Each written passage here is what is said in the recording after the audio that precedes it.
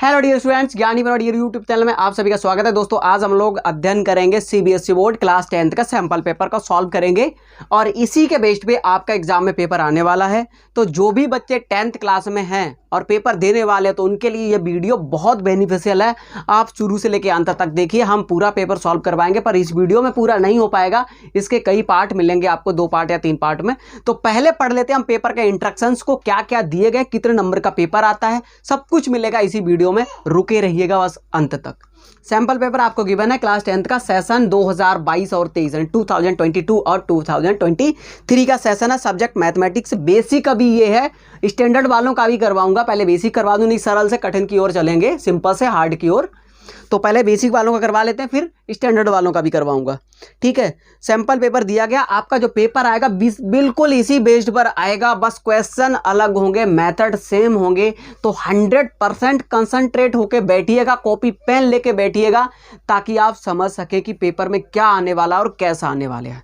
चलिए और देख लेते हैं इसमें क्या दिया गया। टाइम अलाउड 3 आवर, 3 घंटे का आपका पेपर होगा। मैक्सिमम मार्क 80 मार्क, यानी 80 नंबर का पेपर है और 20 नंबर आपके स्कूल वालों के अंडर में है। इतनी बात क्लियर हुई? चलिए ठीक है। नेक्स्ट देखिए, इसके इंस्ट्रक्शंस दिए गए, कितने इंस्ट्रक्शंस हैं? 8 लाइनों में, 8 पॉइंट में इंस्ट्रक्शंस दिए गए हैं, पढ़ लेते हैं। जर्नल इंस्ट्रक्शंस मतलब पेपर देने से पहले आपको ये पढ़ना बहुत जरूरी है, और मैं पहले से ही आपको यहीं पे बता देता हूँ सबका मतलब क्या है, ताकि आपका वहां पे भी टाइम बच सके। लेकिन फिर भी वहां पर आपको जाके एक बार इंस्ट्रक्शंस को जरूर पढ़ना है, उसके बाद पेपर को सॉल्व करना है। चलिए इंस्ट्रक्शन देख लेते हैं। This question paper has 5 section A B C D and E. 5 section हो गए, A B C D and E, ठीक है। अगला कह रहे हैं क्वेश्चन नंबर 2 में, section A has 20 multiple choice and each question has 1 mark. 20 question होंगे और हर एक क्वेश्चन 1 नंबर का होगा, टोटल हो गए 20 नंबर यहां से, ठीक है। उसके बाद में आ जाओ, section B has 5 short answer होंगे। कैसे होंगे? 5 शॉर्ट आंसर होंगे और ईच कैरिंग 2 मार्क, और प्रत्येक 2 नंबर का होगा क्वेश्चन। तो मतलब 5 क्वेश्चन है, 2 नंबर के, कितना हो गया? 10 नंबर का यहां से होगा सेक्शन बी से आपका, ठीक है। उसके बाद में आ जाते हैं, section C has 6 short answer होंगे, टाइप क्वेश्चन कैरिंग 3 मार्क। मतलब सेक्शन बी में जो आपने पढ़ा था उससे थोड़े से बड़े होंगे, 3 नंबर का एक क्वेश्चन होगा, और सेक्शन सी में 6 क्वेश्चन आपको सॉल्व करने होंगे। दिए तो ज्यादा गए होंगे पर और करके कुछ होंगे, तो आपको 6 सॉल्व करने हैं। सेकंड वाले में, यानी सेक्शन बी में, आपको 5 सॉल्व करने हैं, और पहले वाले में तो 20 क्वेश्चन और all are compulsory for solve. आ जाओ अगले सेक्शन पे, सेक्शन डी की बात करते हैं। Section D has 4 long answer, type question carrying 5 mark each.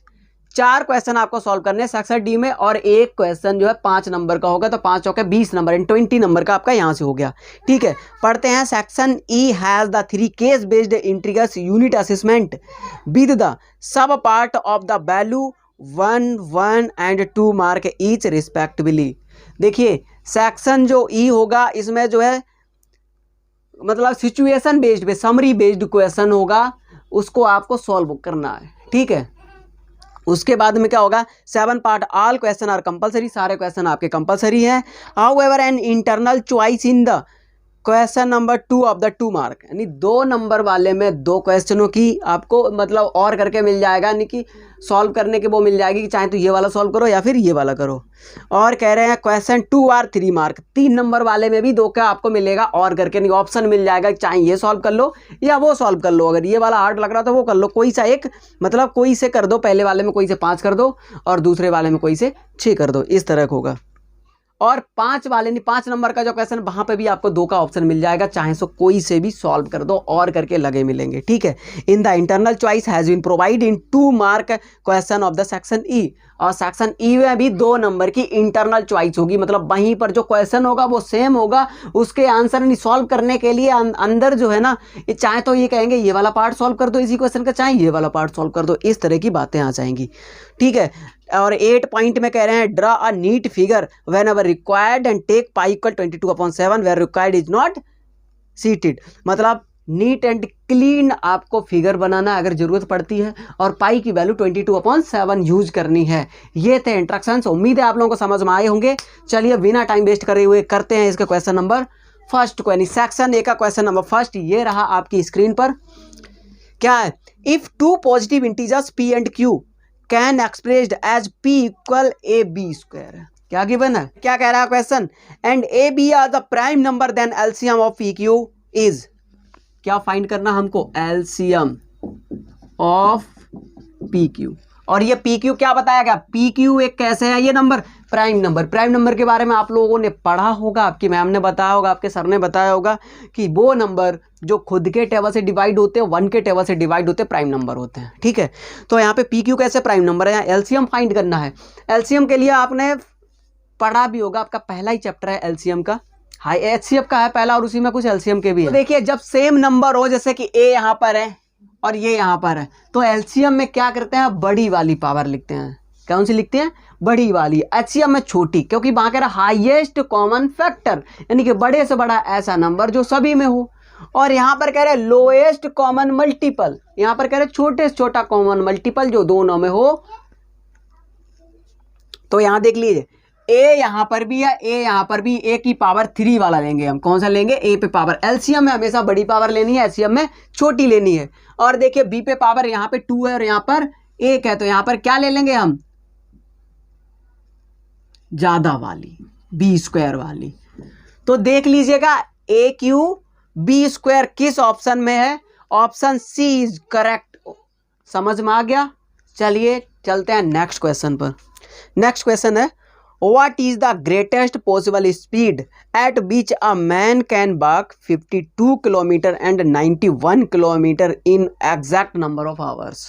क्या कह रहे हैं, What is the greatest possible speed which a man can walk 52 km, कितना कह रहा है, 52 किलोमीटर उसने कहा है, एंड 91 किलोमीटर, कितना है, 91 किलोमीटर। क्या पूछा उसने, एग्जैक्ट नंबर आपको बताइए, एग्जैक्ट नंबर ऑफ आवर, घंटों में बताइए स्पीड का। What is the greatest possible speed, क्या पूछ रहा है, ग्रेटेस्ट पॉसिबल स्पीड। क्या पूछी भाई, ग्रेटेस्ट पॉसिबल स्पीड की बात करी, तो मतलब क्या पूछ रहा है, एचसीएफ पूछ रहा है। क्या पूछ रहा है, एचसीएफ। और यहाँ पर एक और ट्रिक बताऊंगा, जिन लोगों को समझ में आता मैं तो उनके लिए तो बहुत बढ़िया, वो तो निकाल ही लेंगे। जिनको कम समझ में आता उनके लिए टेक्निक है यहाँ पर। देखिए जब भी एलसीएम की बात करें तो जो भी नंबर आपको दिए गए होंगे, ये जैसे यहाँ 52 और 91 है, तो जो आंसर होगा एलसीएम का या तो वो बड़े वाले नंबर के बराबर होगा और या तो उससे बड़ा होगा एलसीएम के लिए। और एचसीएफ अगर पता करना हो, हाईएस्ट कॉमन फैक्टर पता करना हो, तो सीधी बात यह है, या तो वो छोटे वाले के बराबर होगा और या तो वो उससे भी छोटा होगा। तो यहाँ पर ऑप्शन आप देख लीजिएगा, 52 और 91 दोनों से छोटे ही हैं। तो जिनको डायरेक्ट पढ़ के नहीं समझ में आता कि यहाँ एलसीएम निकालना है, एचसीएफ निकालना, वो इस लॉजिक से समझ सकता है कि यहाँ पर क्या निकालना है, एचसीएफ ही निकालना है। अब आप फाइंड कर दीजिएगा 52 और 91 का एचसीएफ, बस आपका आंसर आ गया। चलिए फैक्टर कर लेते हैं।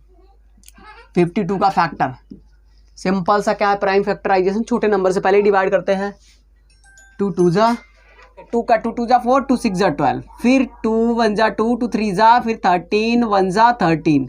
ठीक है, फैक्टर की बात करें तो वावन यानी 52 के जो फैक्टर निकल के आए वो 2 × 2 × 13। दूसरा है 91 के फैक्टर की बात करते हैं। 91 7 के टेबल, 7 1 7, 7 21 निकी 13, 13 7 91 होते हैं। वैसे भी अगर फैक्टर करते हैं डायरेक्ट भी करो तब भी ठीक है, 7 × 13। एचसीएफ क्या होता है, वो नंबर जो दोनों में कॉमन होता है वो एचसीएफ होता है। तो देखिए यहाँ पर क्या रहेगा, 13 is common in both number. इसका मतलब है कि एचसीएफ इसका कितना रहेगा, इसका एचसीएफ रहेगा 13। ऑप्शन मैच कर लीजिएगा, किससे आपका मैच कर रहा है। तो मेरे मित्रों आपका जो ऑप्शन है, option C is correct, 13 kilometre per hour इसका सही आंसर आएगा। जो भी बच्चा इस टाइप में सॉल्व करके आएगा तो उसको नंबर मिल जाएंगे। देखिए पेपर ये नहीं आएगा पर इसी टाइप का आएगा, इसलिए फोकस करना है आपको।